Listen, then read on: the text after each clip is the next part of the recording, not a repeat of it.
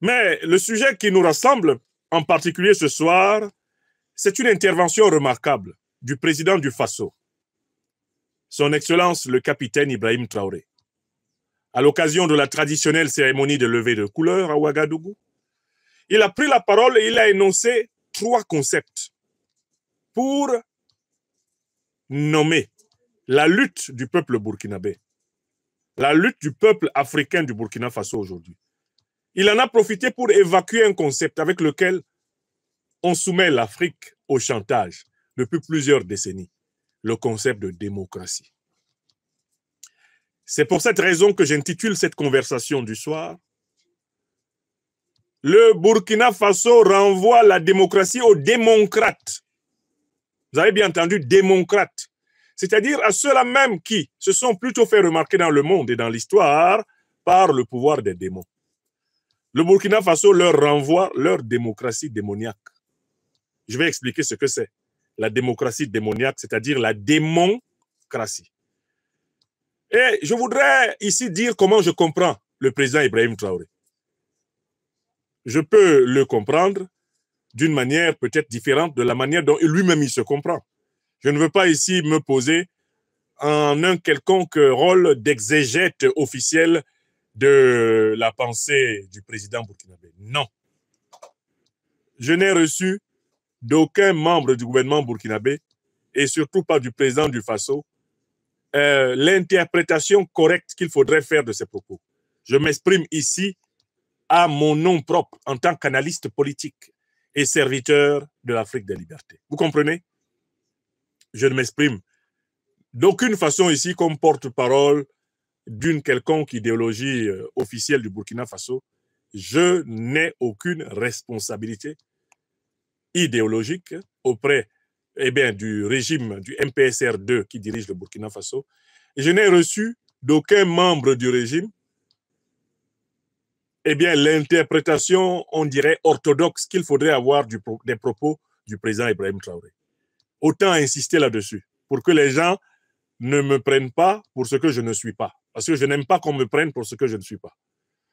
Si le président Ibrahim Traoré voudrait que je sois son conseiller spécial, il me le demanderait. Et je répondrai. Ensuite, nous vous informerions que je le suis éventuellement devenu. Ce n'est pas le cas. Je suis un intellectuel politique africain qui apporte ses modestes lumières à la compréhension des faits politiques, des discours politiques et à la compréhension de la marche du monde. C'est donc le point de vue de Niamsi ou Cameroun, ou Burkina Faso, ou Africa que vous entendez ce soir. Et ce n'est le point de vue de personne d'autre. Donc, si ce que je vais dire correspond à ce que le président Ibrahim Traoré voulait dire, tant mieux. Si ce que je vais dire ne correspond pas exactement à ce qu'il voulait dire, ce n'est pas grave.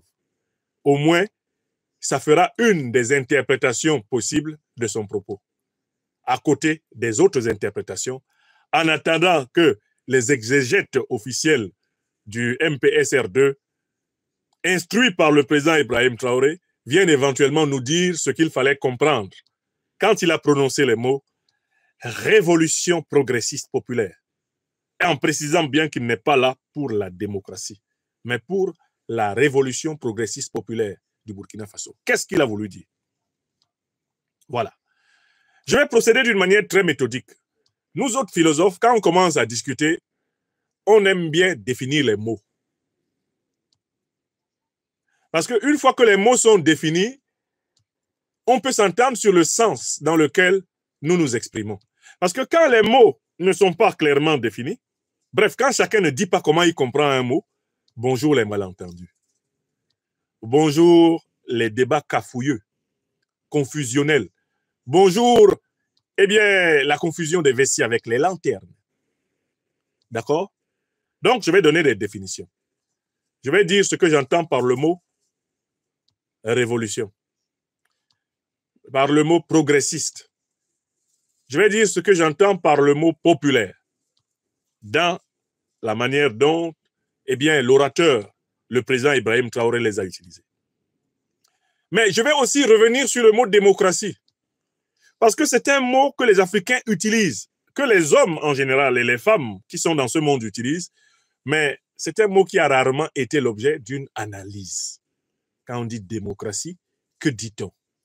Donc, je commencerai par un petit travail définitionnel. Et après, je vais donc essayer de m'intéresser aux raisons pour lesquelles le président Ibrahim Traoré dit qu'il n'est pas là pour la démocratie. Et je tiens à vous dire que moi-même, dans une analyse précédente, j'avais déjà dit que ceux qui pensent que le président Traoré est venu là pour la démocratie n'ont pas compris la mission qu'il est chargé d'accomplir par son peuple. Il n'est pas venu là pour la démocratie. Je l'avais déjà dit. Ceux qui écoutent mes conférences sur les réseaux sociaux de manière régulière savent que j'avais déjà expliqué que le président Traoré n'est pas venu là à la tête du Burkina Faso pour la démocratie. Et j'avais donné les raisons pour lesquelles il était venu pour autre chose. Et expliqué pourquoi il était légitime qu'il vienne pour autre chose. Bon. Mais avant de procéder à toute cette analyse, il faut mieux écouter l'homme lui-même, qui a parlé avec son éloquence, son tonus, sa puissance habituelle à Ouagadougou, à l'occasion de la cérémonie de levée des couleurs, eh bien, du jour d'avril 2025, du 1er avril 2025, si je ne m'abuse. Alors, j'ai publié l'intervention du président du Faso, son Excellence le capitaine Ibrahim Traoré, sur ma page Facebook. J'espère que vous avez fait la même chose. Je lui donne la parole. Il parle pendant environ 8 minutes. Nous sommes le 1er avril aujourd'hui. Écoutez-le. Qui marque donc le début du deuxième trimestre de l'année 2025. Ouais. Et bien sûr, donc la fin du premier trimestre. Et je suppose que tous les chefs de bureau, chefs de service ont pu faire le bilan de ce premier trimestre et aussi se donner des perspectives pour le deuxième trimestre. En tout état de cause, je pense que l'idée est de se sacrifier, de toujours donner le meilleur de soi-même pour donc le bonheur donc de notre peuple et pour que notre patrie puisse rayonner. Donc j'invite tout un chacun à pouvoir donc se tracer de nouvelles lignes pour le deuxième trimestre, donner le meilleur de soi-même, tant au service, mais aussi donc dans la vie courante, pour que notre patrie puisse continuer de rayonner. Quant aux différentes forces combattantes sur le terrain, je tiens à les rendre hommage ici pour l'exceptionnel travail qui a été fait tout le long donc, du trimestre passé. Nous avons pu progresser significativement sur le terrain. Nous avons pu reconquérir des zones qui étaient sous emprise terroriste il y a 4-5 ans de cela. Nous avons pu donc libérer ces zones.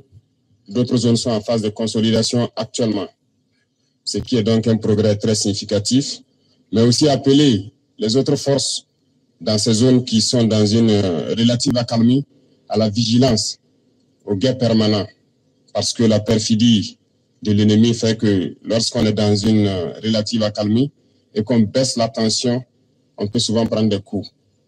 Donc, c'est inviter donc tous ceux qui sont en posture de sécurité relative de pouvoir toujours être vigilants et ne pas se faire surprendre.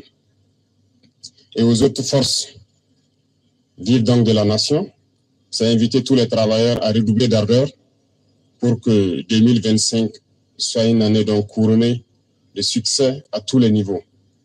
Et quant à la masse populaire, j'inviterai les gens donc à la vigilance, parce qu'aujourd'hui, plus que jamais, les apatrides, les ennemis de la nation sont très actifs et vous pourrez le constater. Du côté de la lagune, ils sont réunis depuis plusieurs jours. Leur objectif, c'est de faire vivre au Burkina Faso les événements de 87. Mais oubliant donc que les époques ont changé et nous sommes sur le pied de guerre, nous les attendons de pied ferme, leurs mercenaires et leurs actions. Et je tiens à le dire, nous serons impitoyables. Ils peuvent continuer à rêver, mais le Burkina va poursuivre. Et c'est pourquoi, depuis Zignaré la dernière fois, j'invitais tout un chacun à être très vigilant, à ne pas céder à la manipulation. Comme vous pouvez le constater, leur action se résume à la désinformation, la manipulation, la subversion. Il faut que tout un chacun puisse donc rester serein avec l'objectif en face pour ne pas se laisser détourner. Parce que nous serons aussi sans état d'âme pour ceux-là qui vont se laisser manipuler.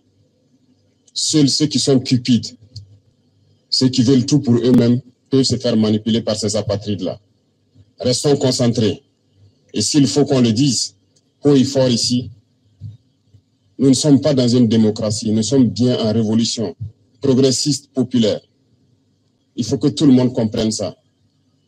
Et c'est d'ailleurs plus étonnant que ceux-là qui sont censés être les intellectuels qui ont fait l'école peuvent imaginer qu'un pays peut se développer dans la démocratie. C'est faux. Quand on nous cite un seul pays qui s'est développé dans la démocratie, ce n'est pas possible. La démocratie n'est que l'aboutissement. On passe forcément par une révolution et nous sommes bel et bien en révolution. Ceux qui ne l'avaient pas compris, on le dit encore haut et fort. Il faut que tout le monde incorpore cela. Et notre rôle de communiquer, d'expliquer, de faire comprendre ce que c'est que notre révolution, nous allons continuer à le jouer. Donc, cette question de démocratie ou de libertinage, d'action ou d'expression n'a pas sa place. Je l'ai dit une fois, autant que vous pensez que vous êtes libre de parler et d'agir, l'autre est libre de parler et d'agir également. Et là, nous aboutissons à une société de désordre. Et comme d'ailleurs, ça tombe bien que nous sommes en pleine célébration des journées patriotiques, le thème est d'ailleurs l'ordre et la discipline. On ne fait pas de révolution dans le désordre. C'est impossible. Et l'ordre, nous allons faire régner l'ordre et la discipline pour que nous puissions progresser. Parce que les réformes sociales, économiques, politiques, idéologiques ont besoin d'ordre et de discipline. Et tout un chacun a son rôle à jouer dans cela. Donc, appropriez-vous la révolution, parce que beaucoup de gens, depuis 2 ans maintenant, ont embarqué dans le bateau par opportunisme. Mais nous sommes en train de surfer sur des vagues géantes. Nous sommes dans la tempête, nous sommes dans des vents de face très forts. Et ces gens-là, ils ne pourront jamais rester dans la barque. Au fur et à mesure, ils vont tomber à l'eau et vous les verrez. Mais nous allons poursuivre, parce que notre objectif, c'est de trouver les eaux calmes et de pouvoir naviguer. Lorsqu'on va quitter la tempête, sur les eaux calmes, je pense que nous allons surfer sans problème. Donc, invitez tout le monde à la vigilance, parce que l'ennemi s'est recruté, et il recrute encore des traîtres. Pas plus qu'il y a quelques jours, des traîtres ont été arrêtés. Et qui j'appelle traîtres? C'est ceux-là qui sont parmi nous, qui continuent de travailler, d'être des agents pour des ambassades de pays impérialistes implantés au Burkina Faso. Certains ont été arrêtés et nous poursuivrons pour démasquer d'autres. Ils sont là dans notre administration, ils sont là dans les organisations de société civile, ils sont là dans les organisations politiques. Et ils manipulent les autres pour les amener sur des chemins, en tout cas, contraires au progrès de notre patrie. Et c'est lorsqu'on les arrête qu'on se rend compte qu'ils sont effectivement des agents de ces pays, des ambassades de ces pays impérialistes implantés aussi au Burkina. Restons vigilants, parce que notre révolution ne plaît pas à beaucoup de personnes. Ces valets locaux et ces sous-préfets qui sont là à exécuter les ordres de leurs maîtres, croyant pouvoir mettre fin à notre révolution, qu'ils comprennent que nous avons pris toutes les mesures. Et je le dis une fois de plus, on sera impitoyable et sans état d'âme face à ceux-là qui pensent pouvoir se mettre à travers du développement de notre patrie. Nous allons poursuivre notre révolution. Nous allons développer nos infrastructures, que ce soit du côté de la santé, du côté de l'éducation, que ce soit les infrastructures routières. Nous allons développer notre industrie, transformer ce que nous voulons et consommer ce que nous avons transformé. Le Burkina va rayonner. N'en déplaise à ceux-là qui ont la nostalgie encore des années 87, je le répète.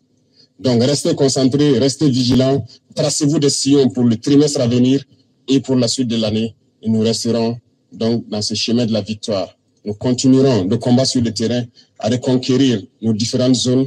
Et je puis vous assurer que le progrès qui est fait, les terrains reconquis dans ce premier trimestre sont d'ordre stratégique. Et ça nous a permis d'aller nous implanter jusqu'à la frontière. Et ça, c'est très remarquable. Nous allons poursuivre donc dans ce sens, zone par zone, étape par étape, pour nettoyer le territoire et reconquérir l'entièreté de notre pays. Merci à tous. Bonne semaine et bonne chance pour le trimestre qui commence. Soyez ceux-là aussi qui véhiculent notre idéologie au sein donc de la masse populaire. Merci, très bonne journée à tous et que Dieu bénisse notre chère patrie. La patrie ou la mort, nous vaincrons. Merci. Voilà l'intervention en 8 minutes et pratiquement 30 secondes du président du Faso, son Excellence le capitaine Ibrahim Traoré. C'est une intervention intense, c'est une intervention dense, c'est une intervention riche. Qu'avons-nous entendu? Maintenant, écoutons ce que nous avons entendu.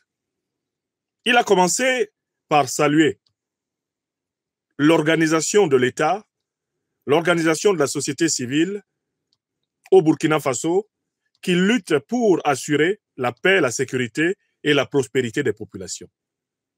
Il a indiqué que l'administration à la tête de laquelle il se trouve met le cœur à la tâche, de telle façon que soient anticipées dans toute la mesure du possible les difficultés auxquelles la population du Burkina Faso est confrontée au quotidien.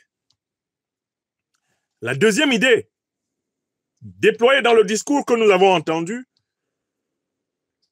porte sur les menaces qui pèsent sur le Burkina Faso. Et ces menaces ont été géographiquement localisées dans un pays doté d'une lagune. Ce pays doté d'une lagune n'est rien d'autre que la Côte d'Ivoire, aujourd'hui dirigée par le satrape reptilien Alassane Dramane Ouattara, venu de Sendou pour troubler la paix des Ivoiriens, et ayant renié notre belle terre burkinabé de Sendou dans l'espoir de troubler toute l'Afrique. Alassane Ouattara qui va être incessamment dégagé par le peuple de Côte d'Ivoire, dont il est l'ennemi juré. Oui, le président du Faso, Ibrahim Traoré, nous dit que le régime de Ouattara Dramane organise des préparatifs pour ramener le Burkina Faso à une date triste et fatidique, celle de 1987. Et en 1987, le président Ibrahim Traoré parle en particulier du 15 octobre 1987, jour de l'assassinat du leader de la révolution burkinabé, le président Thomas Isidore Noël Sankara. Oui, le président du Faso, Ibrahim Traoré alias Sankara II, nous dit Alassane Dramane Ouattara est responsable d'organisation de préparatifs pour porter un coup au Burkina Faso comme celui qui lui a été porté le 15 octobre 1987. Autrement dit, Alassane Dramane Ouattara est à la tête d'une opération ayant pour but de m'assassiner, moi, Ibrahim Traoré. C'est ce qu'il prépare au bord de la lagune. Voilà le message. Et ça, c'est le deuxième message. Il faut que le public entende bien ce que le président Traoré dit. En langage simple, il dit Alassane Ouattara organise des forces hostiles en Côte d'Ivoire pour venir m'assassiner. Comme fut assassiné le 15 octobre 1987 le président Thomas Sankara. Alors, mais maintenant la question est, pourquoi veut-on, diantre, assassiner le président Ibrahim Traoré? Pourquoi veut-on le tuer? Mais on veut le tuer pour les mêmes raisons que fut tué Thomas Sankara, puisque Sankara revendiquait la souveraineté totale du Burkina Faso et de l'Afrique contre les intérêts du néocolonialisme français et de l'impérialisme occidental. C'est pour cela qu'il a été tué. C'est un désaccord à l'intérieur de la révolution burkinabé sur la coopération ou non avec le néocolonialisme français et l'impérialisme occidental. C'est ce désaccord à l'intérieur de la révolution qui s'est soldé par l'assassinat de Thomas Sankara. Or, le Burkina Faso aujourd'hui est dirigé par un homme, est dirigé par une organisation, le MPSR, qui revendique les mêmes idées politiques que le président Thomas Sankara, à savoir la rupture totale avec le néocolonialisme français, la rupture totale avec l'impérialisme occidental, l'affirmation de la souveraineté militaire, de la souveraineté économique, de la souveraineté minière, de la souveraineté financière, de la souveraineté culturelle, de la souveraineté symbolique, de la souveraineté spirituelle du peuple africain du Burkina Faso. Ainsi, les mêmes causes s'apprêteraient à produire les mêmes effets. Et là, on passe à la troisième idée du président Ibrahim Traoré, alias Sankara II. Il dit, il y a quelque chose qui a changé entre 1987 et 2025. Ce qui a changé, c'est qu'à la tête du Burkina Faso, il y a des hommes qui ont appris de la tragédie de leur pays, qui ont appris de toutes les tragédies africaines et qui en ont tiré des leçons pour anticiper sur les menaces. Et voilà pourquoi la troisième idée est la suivante. Certes, on veut m'assassiner, moi, Ibrahim Traoré, comme on a assassiné Thomas Sankara en 1987. Mais je suis Sankara II, pas Sankara I. Nous sommes en 2025, nous ne sommes pas en 1987. Avec mes compagnons, nous avons pris des prédispositions, des dispositions pour que l'erreur dans laquelle la révolution s'est retrouvée, l'imprudence dans laquelle elle s'est retrouvée en 1987, ne se reproduise pas. Alors, la question c'est, quelles sont les précautions qui ont été prises? Il y a un mot qui est revenu de la bouche du chef de l'État du Burkina Faso. Nous serons impitoyables envers les traîtres à la révolution. Autrement dit, la première erreur du président Sankara, ça a été d'avoir de la pitié pour ceux qui allaient l'éliminer. Le capitaine Ibrahim Traoré, lui dit qu'il n'aura pas pitié pour ceux qui veulent l'éliminer. Pour ceux qui veulent briser la révolution, il n'y aura pas de pitié. Voilà le premier changement. Deuxième changement. Le président Ibrahim Traoré dit que, contrairement à 1987, cette fois-ci, le Burkina Faso a développé des alliances politiques, militaires, stratégiques, tactiques, beaucoup plus solides qu'en 1987.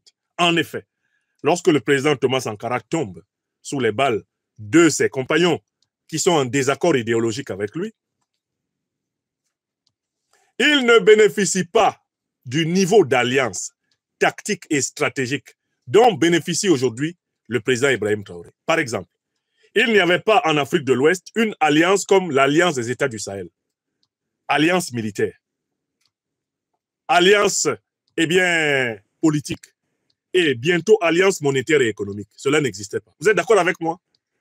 Le président Sankara n'a pas bénéficié d'une alliance comme celle qu'a maintenant à sa disposition le président Ibrahim Traoré. Une alliance africaine de proximité, l'AES.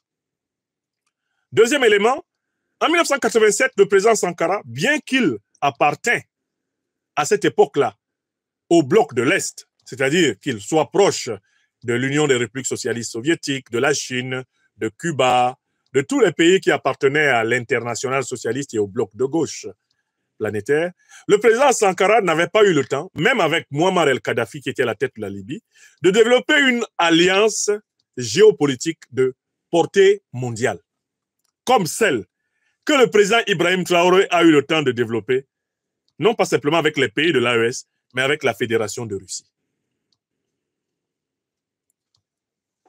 Par conséquent, le président Traoré a à son arc une corde supplémentaire. C'est que le régime qui est au pouvoir au Burkina Faso a une influence jusqu'au Conseil de sécurité des Nations Unies, où il est capable d'obtenir le blocage des résolutions des puissances hostiles de l'OTAN. Et il y a une troisième différence. La troisième différence, c'est l'évolution de la technologie d'armement, de la technologie de guerre. Entre 1987, lorsque le président Sankara est tué, et 2025, lorsque Alassane Dramane Ouattara et ses hommes cherchent à tuer le président Traoré.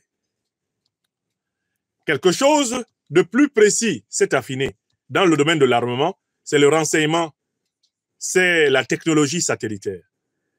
Des armes nouvelles de renseignement sont entrées en jeu, notamment comme les armes, les instruments d'écoute et de captage d'informations.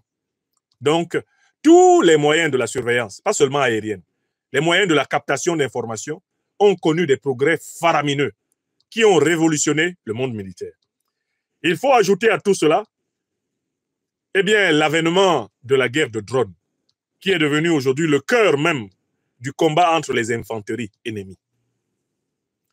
Donc, en fait, le président Ibrahim Traoré fait remarquer que les nouvelles technologies de guerre, dont le Burkina Faso s'est approprié, lui donnent la capacité de faire face à une menace comme celle de la Côte d'Ivoire de Ouattara. Contrairement à 1987, où le Burkina Faso, sur le plan de l'armement, était encore dans un état archaïque, le Burkina Faso de 2025 ne craint pas l'armée de Ouattara. Voilà pourquoi le président Ibrahim Traoré va jusqu'à dire « Nous sommes en train de récupérer tous les pans de notre territoire qui nous étaient volés jusqu'à la frontière. » J'espère que vous savez de quelle frontière il parle. La frontière envers l'État le plus hostile actuellement, envers le régime du Burkina Faso, l'État de Côte d'Ivoire. Vous êtes sans ignorer que les groupes terroristes, quand ils sont pourchassés au Burkina Faso, se réfugient en Côte d'Ivoire où ils bénéficient de la protection des hommes de Ouattara Draman. Une enquête de l'agence européenne Reuters a même pu prouver que les groupes terroristes se réfugiaient aussi au Ghana. Quand ils sont pourchassés au Burkina Faso, ils se réfugiaient au Ghana où ils étaient protégés, notamment sous Nana Akufo-Addo. On espère avec l'arrivée de John Mahamad Dramani à la tête du Ghana que l'attitude du Ghana change. Tout le monde voit bien les groupes terroristes se réfugier en Algérie, en Mauritanie, au Sénégal. C'est le cas notamment de l'ambassadeur d'Ukraine, gros terroriste, qui a assumé l'attaque et l'assassinat de dizaines de soldats africains du Mali à Tinzaouaten à la fin du mois de juillet 2024. Oui, le Sénégal héberge aujourd'hui des terroristes qui ont tué au Mali. L'ambassadeur d'Ukraine au Sénégal, c'est un terroriste. Ce n'est pas moi qui l'ai dit, c'est lui-même. Avec l'un des directeurs des services de sécurité ukrainiens, ils ont publié une vidéo sur le site officiel de l'ambassade d'Ukraine au Sénégal dans laquelle ils ont dit « Nous avons participé à l'attaque terroriste de Tinzaouaten à la fin du mois de juillet 2024 aux côtés d'Al-Qaïda et de l'État islamique contre l'armée malienne et ses alliés russes. Et nous les avons abondamment tués. » Voilà ce qu'a dit l'ambassadeur d'Ukraine au Sénégal, qui est toujours au Sénégal. Le Sénégal qui est toujours en relation diplomatique avec l'Ukraine, qui a tué des dizaines de soldats maliens au Mali. Non, je m'excuse. Auprès des derniers pastéfiens aveugles, le Sénégal est une base arrière du terrorisme en Afrique. C'est un fait. Il ne s'agit pas d'une déduction logique, non. L'ambassadeur d'Ukraine, qui a lui-même avoué avoir organisé avec Al-Qaïda et l'État islamique l'assassinat des soldats maliens, il n'a été que l'objet de remontrances verbales de la part des autorités sénégalaises. Bassirou Diomaye Faye, président de la République, Ousmane Sonko, Premier ministre. Et ils ont beau venir à Bamako raconter leur vie, toute malienne, tout malien normalement constitué, toute africaine normalement constituée, toute sénégalaise, tout sénégalais normalement constitué, je veux dire sur le plan moral et intellectuel, reconnaîtront que le Sénégal est une base arrière des organisations terroristes.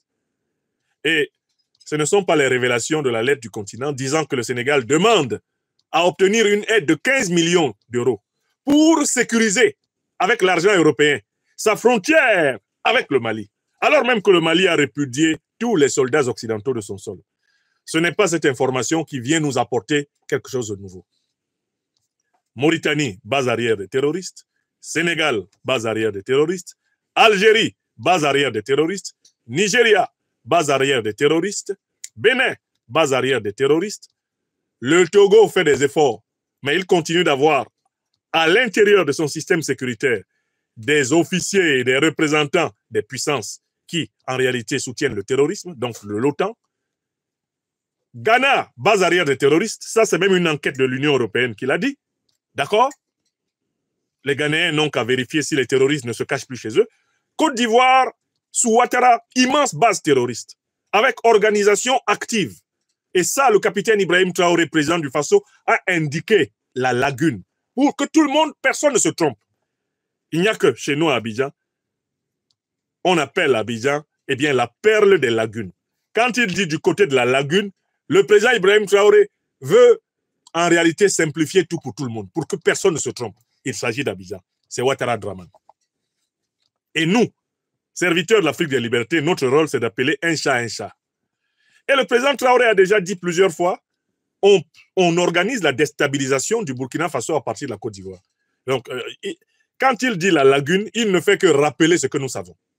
C'est Ouattara Draman qui est le principal support du néocolonialisme, de l'impérialisme dans la sous-région.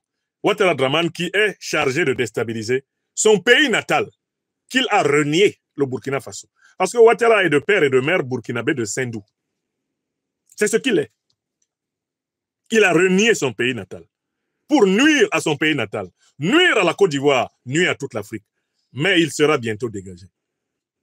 L'individu brinque-ballant, l'ambulance incarnée qu'on a vue à l'aéroport d'Abidjan avant-hier est déjà politiquement décédée. Je dis bien politiquement. Quant à la mort biologique, le Seigneur, maître de vie, est le maître de toutes nos vies. Mais Ouattara est politiquement fini. J'ai expliqué dans une conférence précédente pourquoi Ouattara est politiquement fini. Un, parce qu'il n'a plus d'alliés politiques de taille en Côte d'Ivoire. C'est terminé. Il a fini de tromper toutes les grandes familles, toutes les grandes personnalités politiques ivoiriennes, les unes après les autres. Il n'a plus personne. D'accord? Deuxièmement, Alassane Ouattara a retourné sa base arrière ouest-africaine, qui était le Burkina Faso, le Mali, le Niger, le Sénégal. Toutes les opinions de ces pays-là détestent Ouattara plus que n'importe quel homme politique ailleurs. Alassane Ouattara a même réussi à être l'homme politique le plus détesté de toute l'Afrique. Il se dispute cette place avec Kagame. Il a même réussi à doubler Kagame. Il a réussi à doubler des dictateurs impénitents comme Biya, qui sont au pouvoir depuis 42 ans. Mais on déteste Ouattara en Afrique plus que Biya. Parce que son rôle ostentatoire dans la déstabilisation de l'Afrique, son rôle ostentatoire au service d'intérêts étrangers à l'Afrique, blesse même les consciences les plus molles. C'est lui qui est donc à la manœuvre. C'est lui qui a promis à ses maîtres hexagonaux qu'il va dégommer par tous les moyens possibles le président Ibrahim Traoré. Qu'il va réitérer la performance de 1987. C'est lui. Le président Ibrahim Traoré donne un cinquième message qui est extrêmement intéressant. Il dit très bien, nous ici au Burkina Faso, il faudrait qu'on précise quel est notre objectif. Et c'est là que je viens à ce qui, moi, m'intéresse, le débat idéologique ici. Il met les pieds dans le plat, le président Ibrahim Traoré, quand il dit, mais nous ne sommes pas là pour... nous ne sommes pas venus instaurer la démocratie. Nous ne sommes pas là pour faire la démocratie au Burkina. Nous sommes au Burkina Faso au pouvoir pour accomplir la révolution progressiste populaire. Alors là, nous sommes arrivés vraiment à l'endroit que je vous avais dit, où il faut qu'on s'arrête pour définir les mots. Parce que quand on utilise les mots sans les définir, on s'expose à la confusion et à la folie. On commence par révolution. Ils sont venus pour la révolution. C'est-à-dire renverser l'injustice qui gouvernait le pays. C'est-à-dire renverser la corruption, renverser l'exploitation économique, sociale, renverser l'exploitation politique, l'exploitation culturelle subie par le peuple du Burkina Faso. Tous ceux qui fraudaient aux élections au Burkina ne peuvent plus gouverner le Burkina parce qu'ils ont assez volé. Tous ceux qui étaient nommés à des fonctions alors qu'ils n'en avaient pas la compétence ni la probité morale ne peuvent plus être nommés à ces fonctions parce qu'ils ont assez volé. Tous ceux qui utilisaient leur position dans l'appareil d'État pour positionner les membres de leur famille, leurs copines, leurs copains, ils ne peuvent plus tenir le Burkina Faso parce qu'ils ont assez volé, on ne veut plus d'eux. La révolution, c'est le renversement des rapports de domination en faveur des dominés. Mais les dominés ne sont pas appelés dans la révolution à devenir dominants.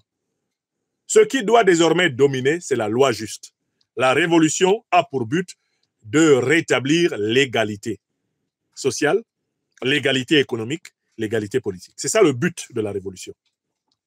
On renverse ce qui domine. Non pas pour instaurer la domination, mais pour instaurer l'égalité, pour instaurer la solidarité, pour instaurer la prospérité partagée, la justice. Voilà ce que c'est que la révolution.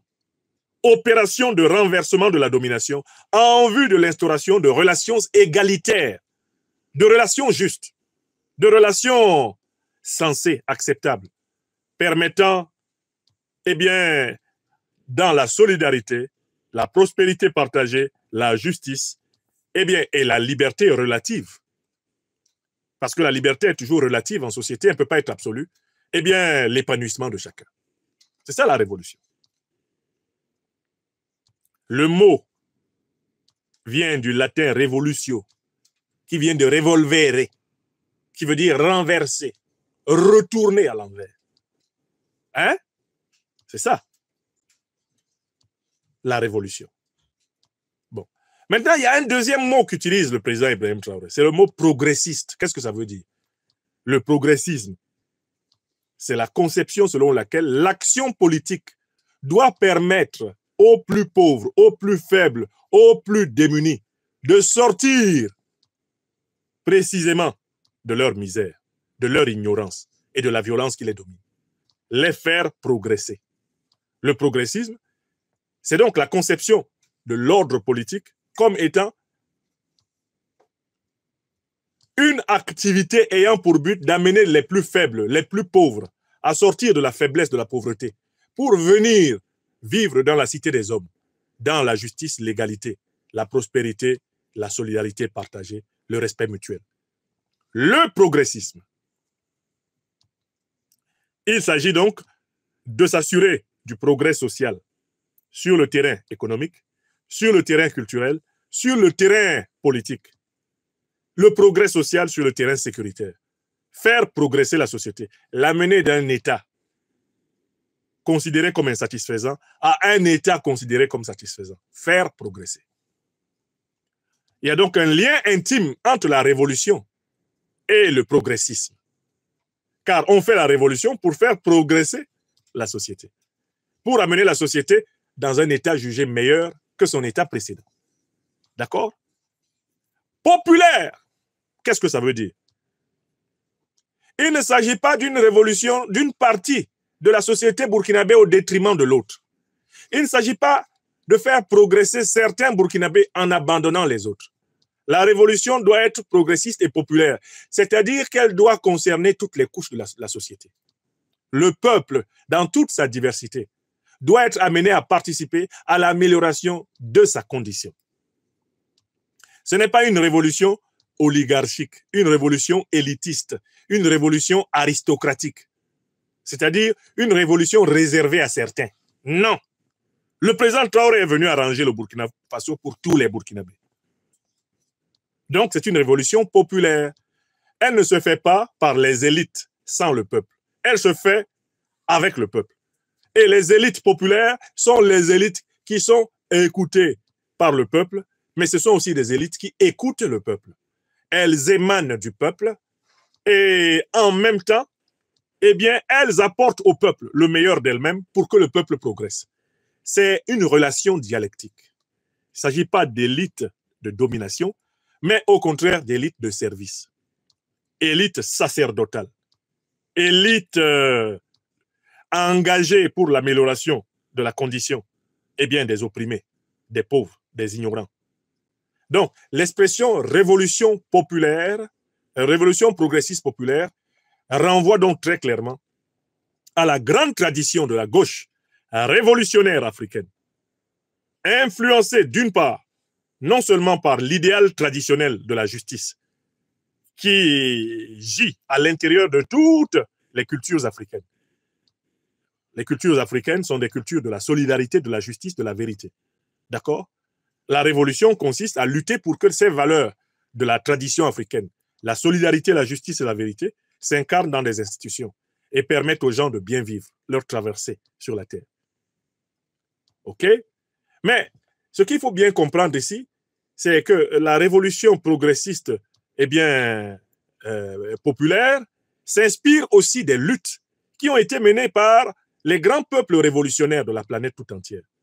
Que ce soit les révolutionnaires d'Europe, les révolutionnaires d'Amérique, les révolutionnaires d'Asie, eh bien, les révolutionnaires africains tirent de toutes les révolutions Révolution française, révolution bolchevique russe, révolution populaire chinoise, révolution cubaine, révolution américaine, et de toutes les autres révolutions qui ont eu lieu sur le continent africain, hein, la révolution angolaise, la révolution mozambicaine, la révolution burkinabé de 1983 à 1987, révolution malienne avec le grand Modibo Keïta, révolution de Lumumba à la tête du Congo, révolution de Marien Ngouabi à la tête du Congo-Brazzaville, révolution de Mandela, révolution de Lujama, de Nyerere à la tête de la Tanzanie, révolution guinéenne avec le grand camarade Ahmed Sékou Touré.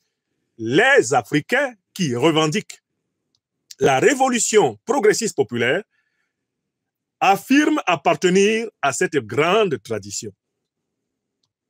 La tradition des leaders libérateurs des peuples africains, de la domination négrière, de la domination coloniale, de la domination néocoloniale, impérialiste et despotique. Voilà ce qu'il veut dire. Maintenant, quel est le statut de la démocratie dans cette affaire? Quand on parle de démocratie, là, méfiez-vous. Méfiez-vous beaucoup de ce mot. Parce qu'en fait, c'est un mot que chacun croit pouvoir utiliser facilement, mais qui signifie pourtant des choses très différentes. Je vous informe, si vous ne le saviez pas, qu'il y a au moins 3 formes de démocratie, classiquement reconnues à travers l'histoire. Ce qu'on appelle la démocratie antique, qui a été inventée notamment chez les Grecs, avec un personnage fondamental qui a énormément contribué à théoriser. On parle de la démocratie du temps de Solon d'Athènes, du temps de Clisthène. On parle de la démocratie du temps des Thucydides. Tous ces gens-là qui ont énormément... On parle de la démocratie du temps de Périclès. Tous ces gens-là qui ont contribué à concevoir les premiers systèmes démocratiques en Grèce. Mais qu'est-ce qui les avait inspirés? En fait, il y avait un conflit entre les aristocrates, c'est-à-dire les élites de la société grecque. Il y avait un conflit sur la répartition des charges et la répartition des avantages que la cité se procurait à travers les guerres, à travers le commerce. Et à un moment donné, va apparaître un personnage, justement, Périclès, qui va essayer d'expliquer que la cité va être équilibrée si on fait l'effort d'intégrer toujours davantage des classes moyennes. Et si les décisions ne sont pas prises uniquement entre les plus riches, les plus puissants, les plus armés.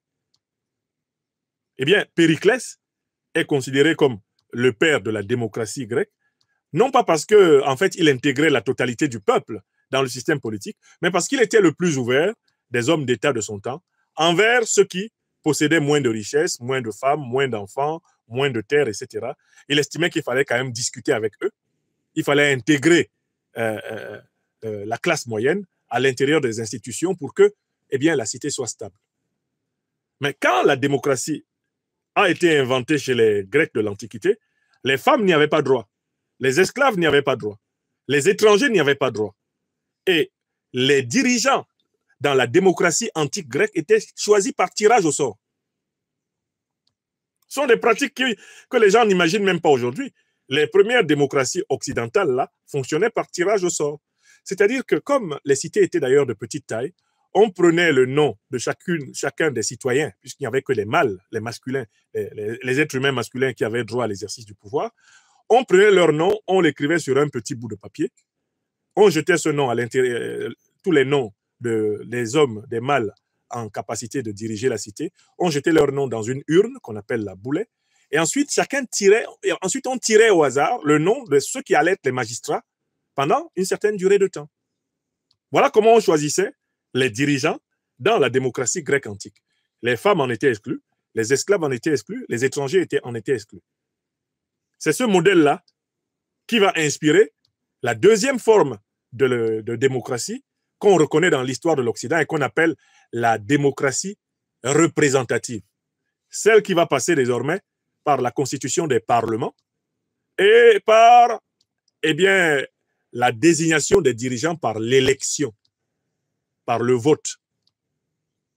Mais il y a tout un débat entre les spécialistes de l'histoire politique de l'Occident pour dire que le régime que nous connaissons actuellement en France, aux États-Unis, en Grande-Bretagne, Bref, le régime qu'on appelle démocratie aujourd'hui en Occident, mais en fait, quand ils l'ont créé, ils ne l'appelaient pas eux-mêmes démocratie.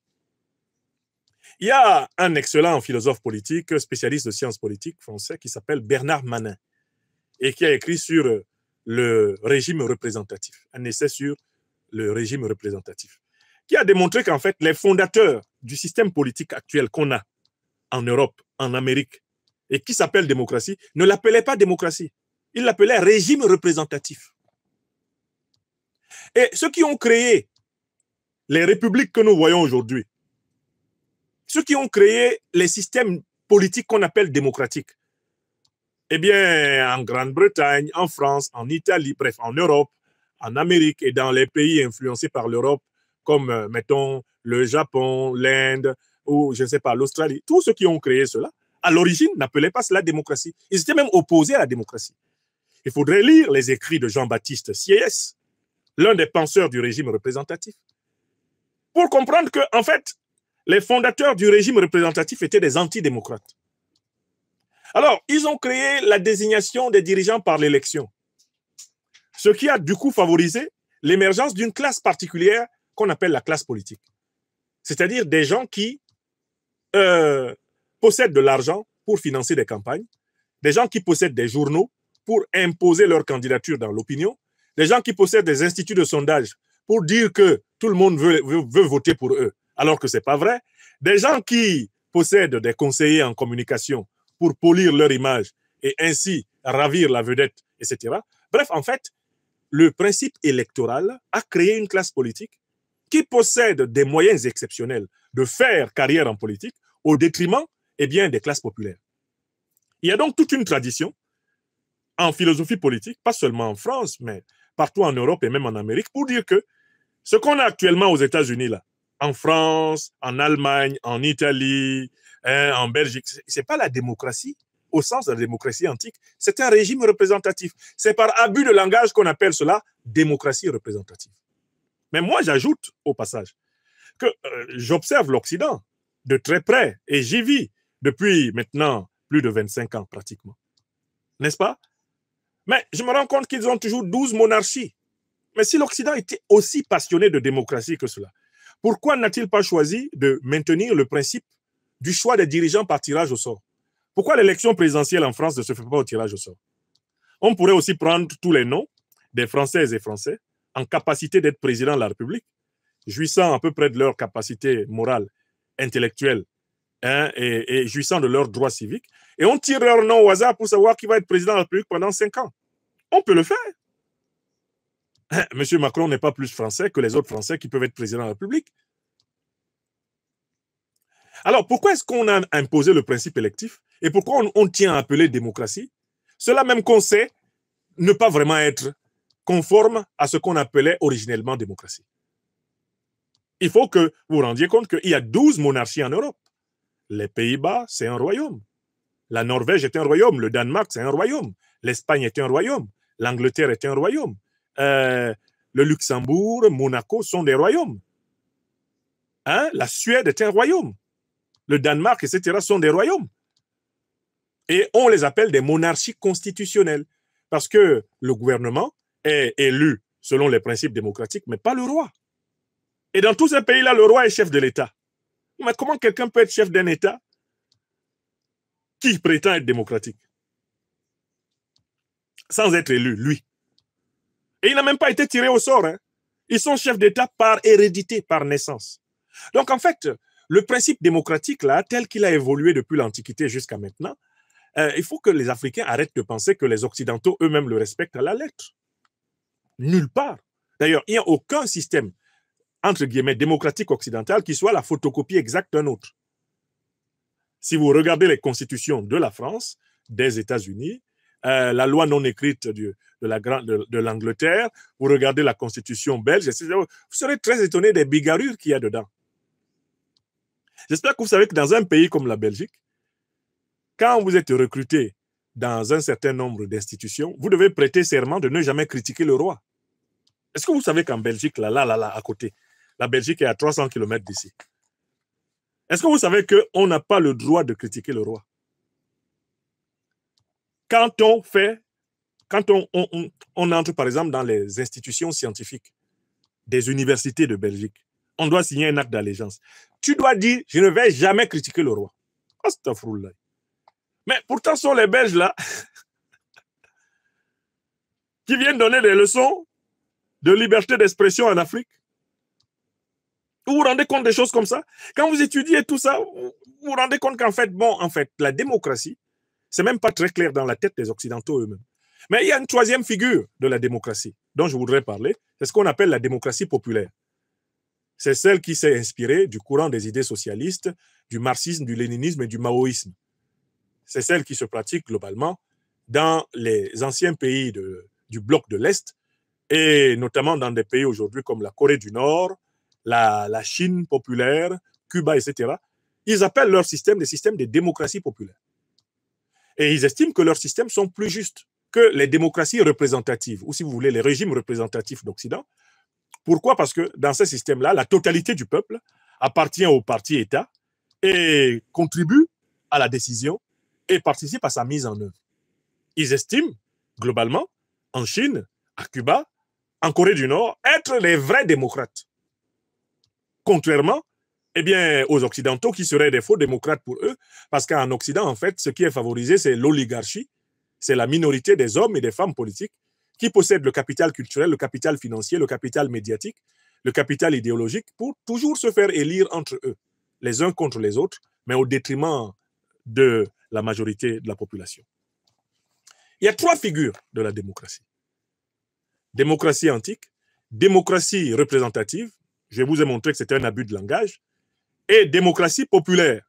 On peut en discuter, parce que dans la démocratie populaire, bien sûr, les intérêts de la collectivité passant avant ceux de l'individu, l'individu doit accepter la restriction de plusieurs des libertés que l'individu revendique plus facilement dans les démocraties dites représentatives. Ce serait un très long débat ici de comparer pied à pied démocratie antique, par tirage au sort, fonctionnant par tirage au sort, démocratie représentative. J'ai dit, attention, peut-être qu'on ne devrait même pas dire démocratie représentative, mais avec Bernard Manin, on devrait dire régime représentatif. Et démocratie populaire. Maintenant, revenons à la phrase du président Ibrahim Traoré. Oui, je vous salue depuis le Japon, mon cher Paul Pablo. Je vous salue à Tokyo, je ne sais pas où vous êtes. Le président Traoré dit, nous sommes dans un régime révolutionnaire progressiste. C'est dans une révolution progressiste populaire.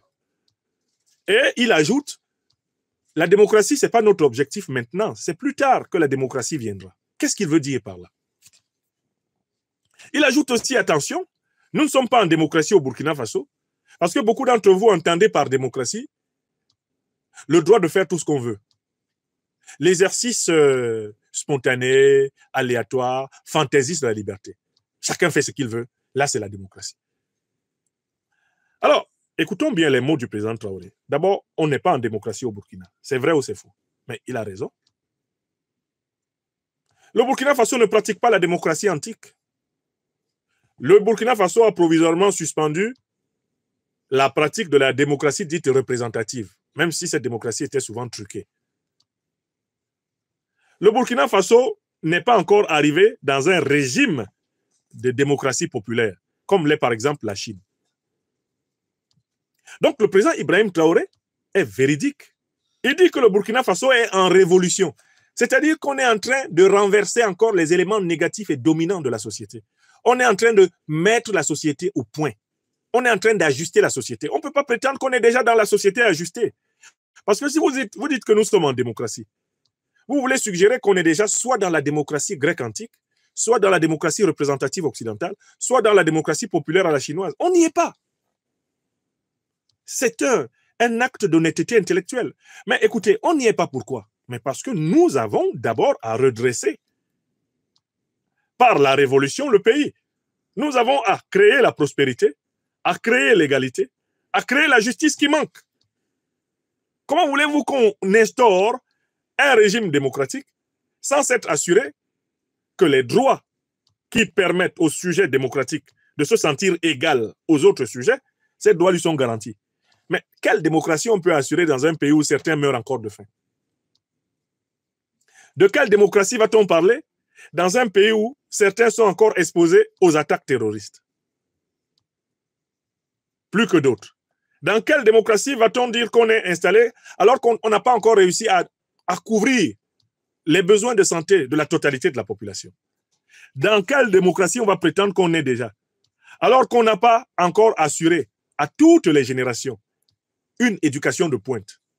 À quelle démocratie va-t-on faire allusion alors qu'on n'est pas capable de protéger le pays contre la menace des grandes puissances détentrices de l'arme nucléaire?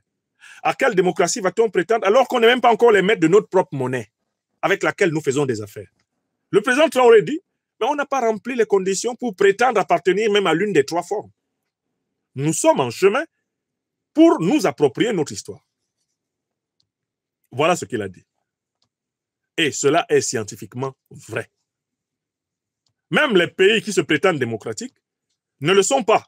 A fortiori, un pays qui est en train de combattre contre les inégalités qui lui ont été imposées depuis 300 ans, qui est en train de tenter de se rééquilibrer, de pouvoir marcher debout.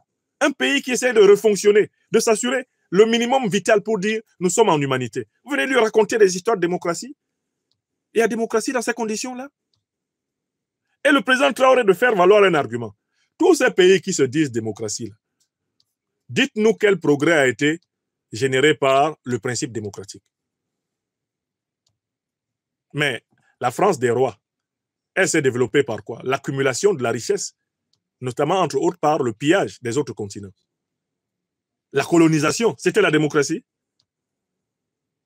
Quand les Jules Ferry disaient qu'il fallait soumettre toute l'Afrique, est-ce que c'était une affirmation démocratique? Le néocolonialisme et l'impérialisme qui ont permis à l'essentiel des pays occidentaux de constituer leur accumulation primordiale, étaient-ce des pratiques démocratiques? Il y a eu une utilisation arbitraire de la force, de la ruse, de l'intelligence pour constituer ces puissances.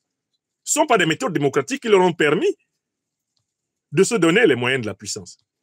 C'est l'engagement d'élites, parfois révolutionnaires, aux côtés de forces populaires, qui a permis à ces pays de réaliser leurs acquis. Alors, écoutez, par exemple, ici en France, mais le maréchal Pétain avait été élu démocratiquement. Le régime de Vichy, là, il était issu d'une élection démocratique. Même Hitler avait pris le pouvoir, justement, en Allemagne, de façon démocratique. Mussolini avait gagné démocratiquement en Italie. Pourtant, ces gens-là qui sont arrivés au pouvoir par la démocratie se sont avérés ennemis de cette démocratie, ennemis du progrès. Alors, il n'y a absolument aucun lien de nécessité entre démocratie et progrès dans l'histoire de l'humanité. Ce n'est pas vrai. Nous dit le président Ibrahim Traoré, ce qui est important, c'est d'abord la révolution. C'est-à-dire l'opération par laquelle on introduit de l'égalité, de la justice, de la solidarité dans la société. C'est une opération fondamentale. Donc, le président Traoré, dans son propos, laisse penser que la démocratie viendra lorsque la révolution aura atteint ses objectifs. Puisque le niveau de vie de la société sera suffisamment élevé pour qu'on puisse faire confiance au peuple dans ses choix.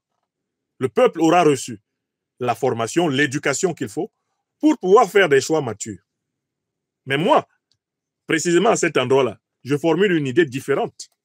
Et je voudrais qu'on en débatte. Si j'ai la chance de rencontrer le président Ibrahim Traoré, je lui dirais qu'en fait, nous, Africains, on ne va même pas vers la démocratie. On n'a aucun intérêt à aller vers la démocratie. Ce n'est pas un concept politique qui correspond à notre idéal. Nous, Africains, nous avons dans notre histoire, dans notre tradition de pensée politique, dans notre tradition de pratique politique, des concepts beaucoup plus valables que le concept de démocratie, pour les poser comme horizon de notre pratique politique. Moi, Nyamsi Wakamonoun, philosophe d'origine africaine, j'affirme que l'Afrique peut poser à l'horizon de sa pratique politique le concept de la maathéocratie. Car le concept de maths, qui est l'objet de ce formidable livre de Kaolena Morenga, est le concept d'ordre politique le plus ancien qui est au monde. Le concept de maths. Je recommande fortement ce livre de Kaolena Maulana Karenga a écrit un livre extrêmement important qui s'intitule Maths, the moral ideal in ancient Egypt, a study in classical African ethics. Maat, eh bien, l'idéal moral dans l'ancienne Égypte, une étude, eh bien, sur l'éthique classique, l'éthique traditionnelle africaine. Nous, Africains, Monsieur le Président, possédons dans notre histoire morale, politique et philosophique, nous possédons des concepts du politique qui sont meilleurs pour nous, Africains, que le concept de démocratie.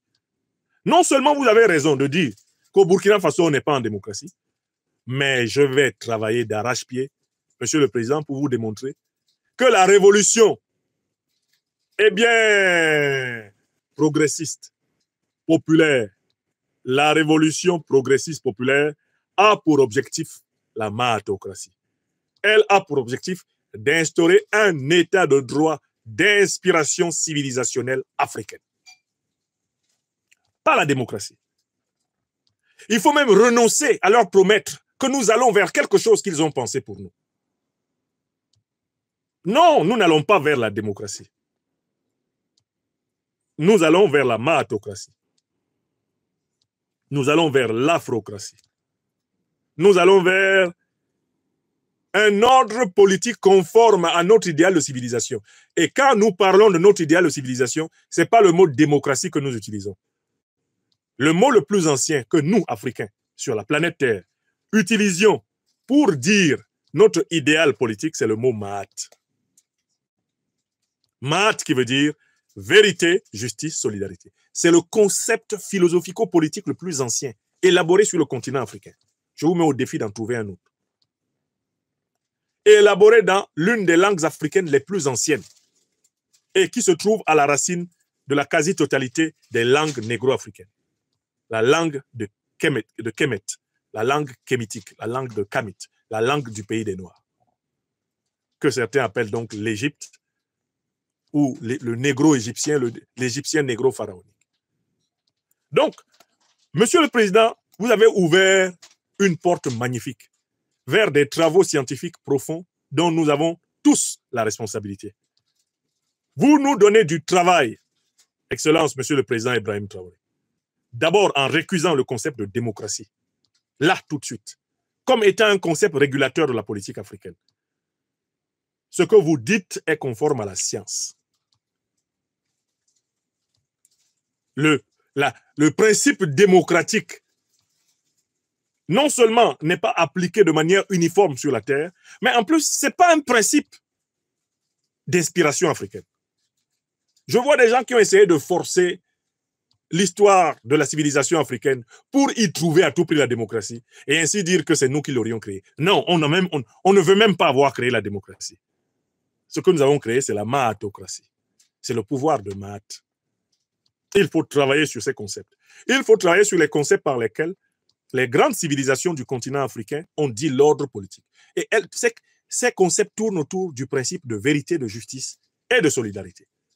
Nous le disons Maat, nous ne disons pas Demos Kratos. Dans la tradition philosophico-politique africaine, l'ordre politique ne peut pas uniquement être géré par le bas, c'est-à-dire par la seule volonté d'une masse d'individus. Non. L'ordre politique africain est un ordre qui est l'harmonisation de ce qui est en haut avec ce qui est en bas. L'harmonisation des principes directeurs de la civilisation avec les pratiques institutionnelles sur le plan social, économique, culturel. Donc, l'ordre africain, l'ordre politique africain n'est pas uniquement celui de la vox populi. Il n'est même pas uniquement celui de la vox dei. C'est un ordre qui est une recherche permanente de l'harmonie entre les principes spirituels et la vie matérielle. Les principes spirituels de la société africaine sont les principes de vérité, de justice et de solidarité.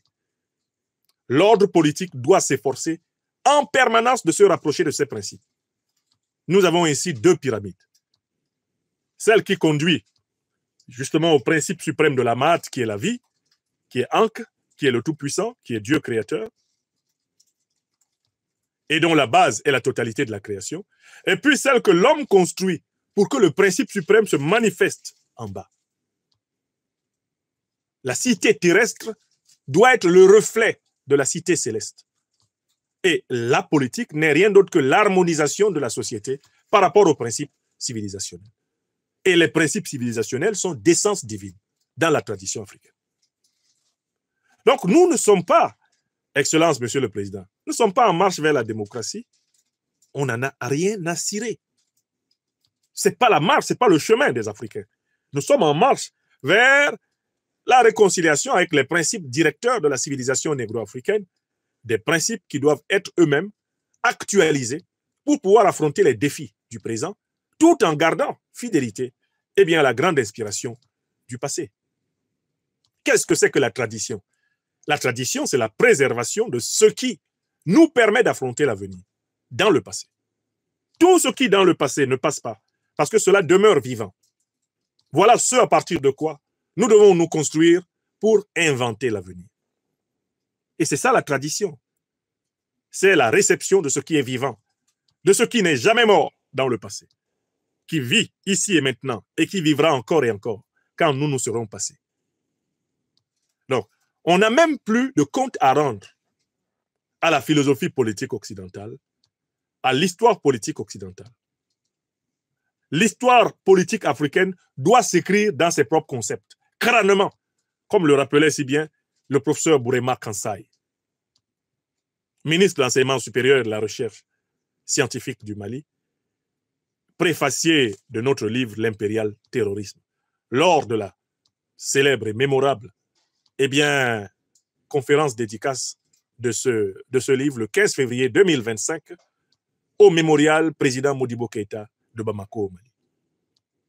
Nous n'avons pas à nous justifier devant la pensée politique ou la tradition politique occidentale de la trajectoire que nous prenons, nous, Africains au XXIe siècle. Nous avons à nous justifier nous-mêmes devant nos peuples, à en discuter nous-mêmes et à marcher sur notre voie, en tirant bien sûr toutes les leçons que l'histoire nous enseigne. Alors, pourquoi je pense qu'il faut renoncer à vouloir s'expliquer avec la démocratie occidentale, avec l'histoire politique occidentale, renoncer à s'expliquer avec elle pour dire là où elle avait raison, là où elle avait tort. Ce n'est pas ça la question africaine.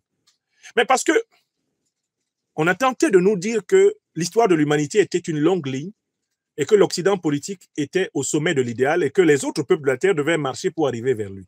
On sait aujourd'hui que c'est faux. Il n'y a pas une linéarité. L'histoire de l'humanité n'est pas sur une longue ligne où les peuples sont alignés du plus médiocre au plus excellent. Cela n'existe pas. Et il n'y a pas de civilisation supérieure. La supériorité doit se discuter pied à pied, acte après acte.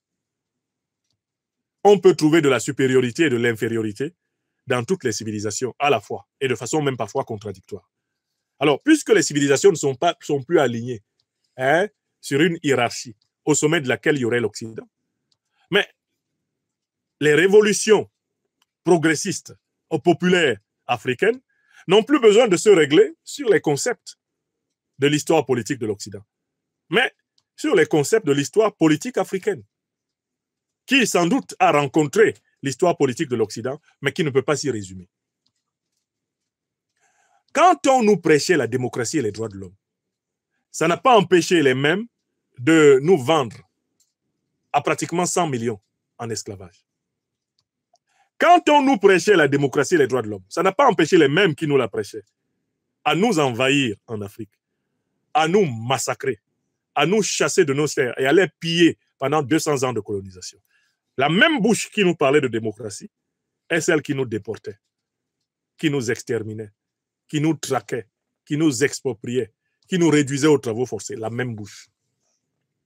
La même bouche qui nous parlait du Christ, qui nous parlait du bon Dieu, était celle-là même qui nous soumettait, par ailleurs, au statut de bête de somme, qui nous niait notre humanité et la présence de la lumière de Dieu au centre de notre conscience. La même bouche. Relisez, quand vous en aurez le temps, le fameux discours sur le colonialisme du grand Aimé Césaire, qui raconte la mauvaise foi du racisme négrier, la mauvaise foi du racisme colonial, néocolonial et impérialiste envers les Africains. Les mêmes qui ont organisé des centaines de coups d'État, de rébellions, de guerres civiles pour empêcher les Africains de jouir des richesses de l'Afrique que le Tout-Puissant leur a léguées. Les mêmes là, ce sont eux qui ont débarqué avec le discours de la Baule en juin 90, avec la bonne gouvernance, avec la police des droits de l'homme, avec des cours internationales de justice qui sont toutes situées chez eux pour juger les autres, jamais être jugé soi-même. Ce double standard a fait long feu.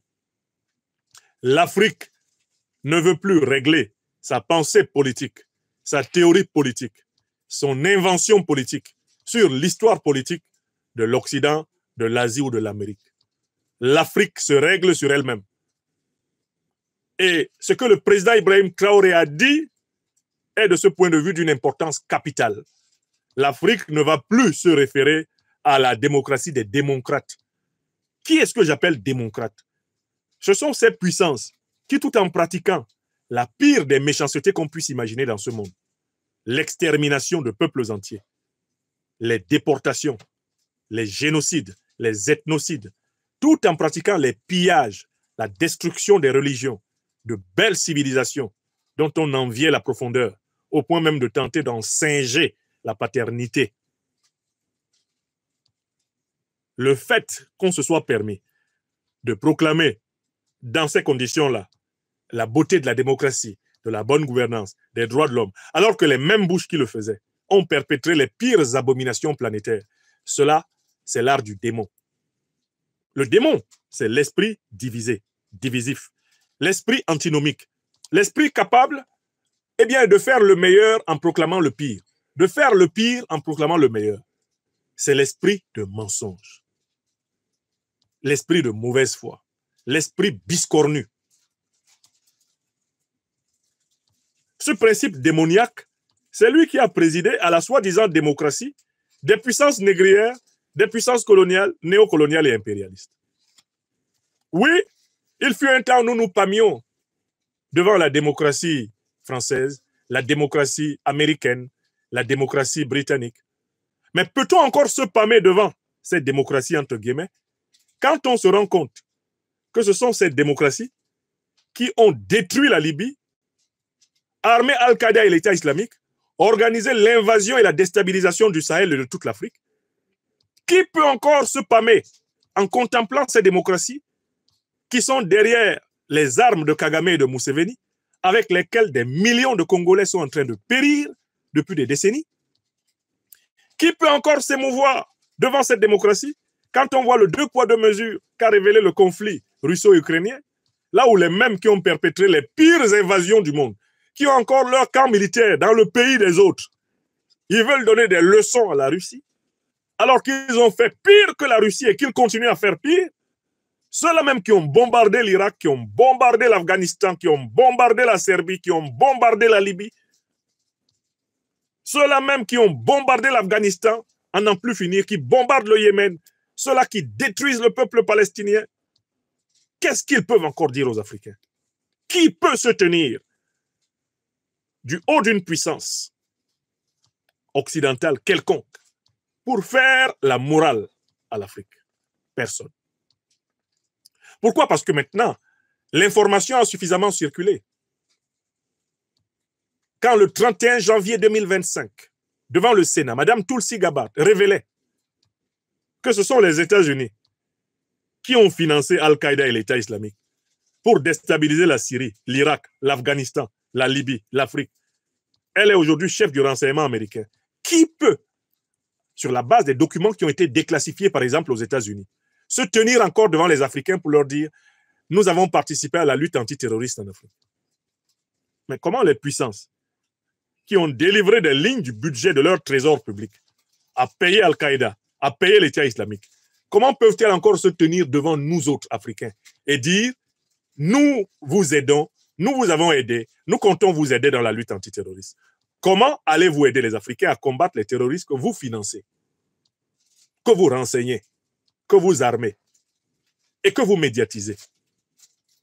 Donc, président Ibrahim Traoré, chers dirigeants du Burkina Faso, du Mali, du Niger, chers dirigeants de toute l'Afrique, les Africains, je vous en prie, ont à aller vers un état de droit d'inspiration civilisationnelle africaine.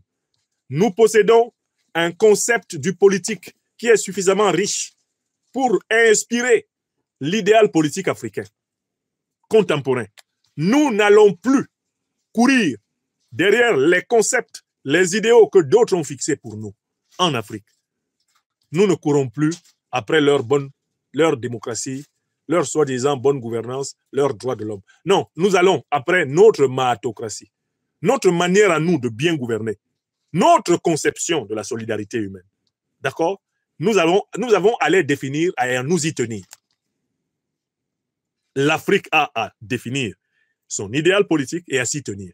Nous n'avons même plus besoin de répéter les dictées qui nous ont été inculqués par nos maîtres, qui eux-mêmes avaient été lobotomisés, décérébrés par cette propagande. Au regard de l'histoire, on ne peut plus faire chantage démocratique et droits de l'homiste aux Africains. C'est terminé. Écrivez ça. Tilana Yomi. Tilana.